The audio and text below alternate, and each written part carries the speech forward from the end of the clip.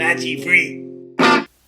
For anyone who insists that we need to have an honest conversation about race in this country, I'd like to join in, especially after the recent and needless shootings and murders that have occurred this week throughout the country, especially the deaths of Alton Sterling in Louisiana, Philando Castile in Minnesota, and the 5 police officers in Dallas, Texas. Clearly, there's a problem with police brutality in this country, and unfortunately, racism is still alive and well. And that is partially thanks to the selective, politicized race baiting that is clearly playing out in the news. And it's going to cost even more lives, particularly black lives. And here's how I can almost prove it. On Wednesday, July 6, when the top news story regarding Hillary Clinton being cleared of criminal charges by the FBI, which speaks volumes about the problem with our democracy and the double standards and corruption that elitists in this country get away with, that was the top headline on the Drudge Report, a right-wing news website. Out of curiosity, I wanted to see how the Huffington Post, a left-wing and equally influential news site, was going to report this. How were they going to carry that same news story regarding their candidate of choice, Hillary Clinton? And instead I see that their top headline was about the shooting of Alton Sterling in Baton Rouge, Louisiana. As tragic as that news story is, I immediately sensed that they were misdirecting the news. Because the older I get, the more cynical I become about how I process information about the world. But I went ahead and read the article. And within that article, there was a link to theguardian.com and their body count of how many people have been killed by the police this year alone. I've provided the link to that site below. As I scrolled through the webpage, I noticed that there were more white people's faces than there were black people. Yet at the very top, the way they configured their statistics, it gives the reader the impression that more black people are being killed and targeted by police officers than white people, per million, of course. That's one way to misrepresent the fact. But to their credit, if you click on the other tab by total, they can't deny that more whites have been killed by police this year. Not that it matters about the color of the skin. My point is that if you take the time to look at all these unfortunate tragedies, you'll notice that practically every day someone is being killed by the police in this country. And that's a huge problem, to say the least. But on June 23rd, 3 black men were killed on that day in different cities by police. Why not the same outrage back then? By the way, why not the same outrage either over a 12-year-old white girl that was killed back in January?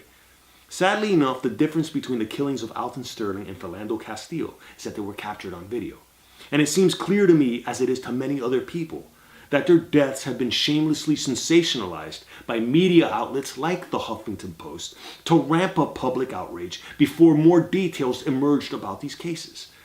I'm not saying similarly political opportunistic tactics don't happen with right-wing news outlets like Fox News and the Drudge Report. They're far from perfect.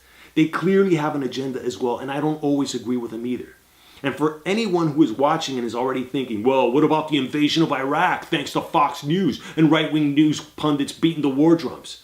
If you have a problem with that, then this manipulation of the public's emotions in an election year, especially on the same week where the Democratic candidate was cleared of criminal charges that would have put other people away, should raise some serious red flags. And when I see stories and opinion pieces like this one in the Huffington Post with the headline, "How to Reduce Your Chances of Getting Shot by Police," and it states, number 1, don't be black, and number 2, move out of the country. It seems to me that they add fuel to the fire of an already very volatile situation in our country. By the way, nice suggestion. Just move out of the country. Just give up hope and run away with your tail tucked between your legs. Or this other one, advice for white folks in the wake of the police killing of a black person.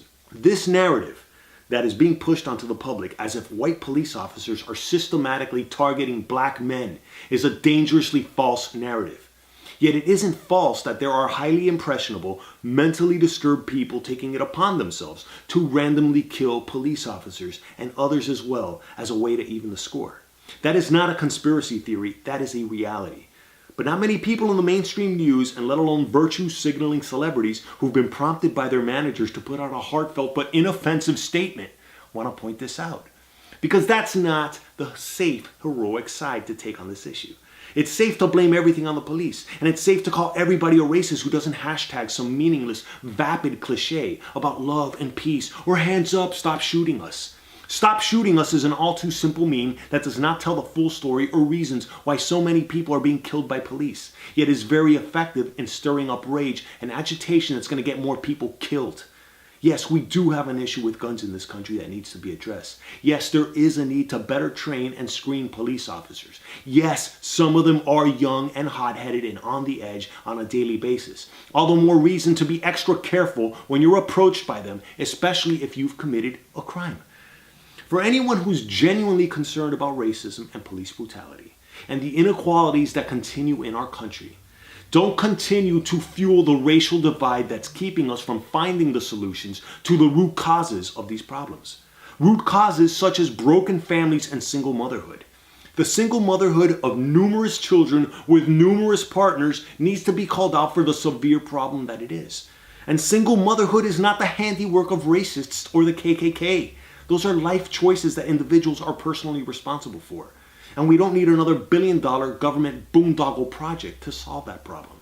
Our government needs to stop rewarding irresponsible and even loveless parenting, indirectly incentivized by welfare programs just so corrupt career politicians can buy more votes from the very people they supposedly want to help but are ultimately exploiting. Here's another solution. Stop prioritizing religion and superstition over reason and science. Religion rots the brain, and I know it's a hard thing to accept from one day to the next, but there is no God. We only have each other on this planet, and our fleeting lives are the only ones we'll ever experience.